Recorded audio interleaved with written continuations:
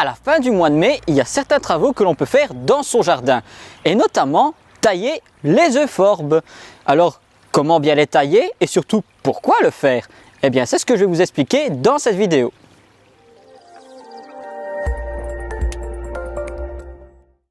Bonjour à tous et à toutes, ravi de vous retrouver dans le jardin pour vous parler de la taille des euphorbes. Alors bien sûr, il en existe différentes variétés, différentes formes, des droites, des rampantes, etc. Ici, je suis devant l'euphorbe de Corse. Donc c'est une euphorbes qui pousse en tapissant légèrement le sol et qui va donc fleurir à partir du mois de mars jusque fin mai. Seulement voilà, une fois qu'elle a fini sa floraison, on se retrouve avec des capsules qui se forment pour former les futures graines. C'est une plante qui a tendance à se ressemer partout. Et mon but, ce n'est pas d'en avoir partout justement, mais de justement la contenir et de garder que ce pied. Donc on va s'occuper de la plante, on va la tailler. Quand est-ce que l'on doit tailler les euphorbes? Eh bien c'est très simple, c'est juste après la floraison. Une fois que la floraison est terminée et que les poches à graines comme ici commencent à se former, nous allons supprimer les tiges qui ont fleuri pour favoriser les nouvelles pousses qui se trouvent au centre de la plante. Donc vous l'aurez compris, la plante pousse en deux temps. Elle fait ses pousses durant l'année. L'année suivante, elle fleurit, mais en même temps, elle commence à préparer les futures pousses pour l'année suivante. Donc maintenant, nous allons nous concentrer sur le milieu de la plante et on va montrer comment bien la tailler. Alors pour ce travail, faites attention qu'il faut bien désinfecter votre sécateur et surtout mettre, si vous êtes allergique, des gants car ça produit un latex qui peut être dangereux et irritant. Donc on peut voir le latex est blanc, ça va permettre en fait à la plante de circuler sa sève. Et donc on va garder les pousses qui sont ici et on va supprimer celles-ci et on les supprime le plus proche possible de la base pour permettre une bonne reprise de la plante.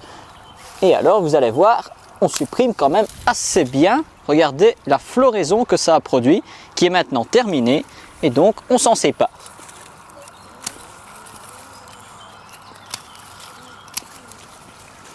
Mais savez-vous que le fait de tailler votre plante, ça ne va pas non seulement empêcher les graines de germer partout, mais ça va surtout concentrer l'énergie de la plante au centre, là où se trouvent les nouvelles pousses, ce qui va favoriser une meilleure reprise et une floraison plus abondante l'année suivante. Et vous pouvez appliquer ce procédé pour l'ensemble des euphorbes qui se trouvent dans le jardin. Et bien sûr, toujours après floraison. Et donc, une fois que notre plante a été retaillée, il ne reste plus qu'à jeter les déchets au compost et bien sûr attendre l'année suivante pour avoir de nouveau en profiter. J'espère que ce contenu vous aura plu. Nous allons nous quitter, mais avant ça, comme toujours, nous allons donc passer à la question verte.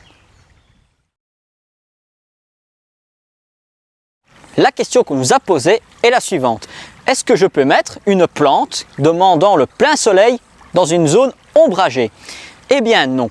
Et la réponse, elle est simple. Si vous le faites, il va se passer une chose qui est très décevante, c'est que la plante ne fleurira déjà pas complètement, voire pas du tout.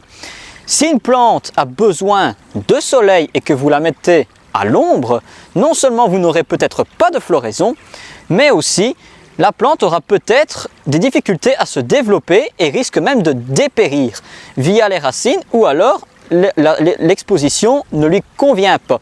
Donc il faut toujours, quand vous achetez une plante en pépinière, bien vérifier son exposition et bien adapter son exposition. Si vous ne le faites pas, vous n'aurez que des problèmes, soit elle ne se développera pas de floraison ou alors dépérissement complet. Alors voilà, j'espère que ça répond bien à la question. N'hésitez pas si vous avez des questions à nous les poser pour que l'on puisse y répondre en vidéo. J'en profite pour vous rappeler de vous abonner si ce n'est pas encore fait et de partager le contenu pour que le jardinage ne soit plus une corvée mais un retour aux sources.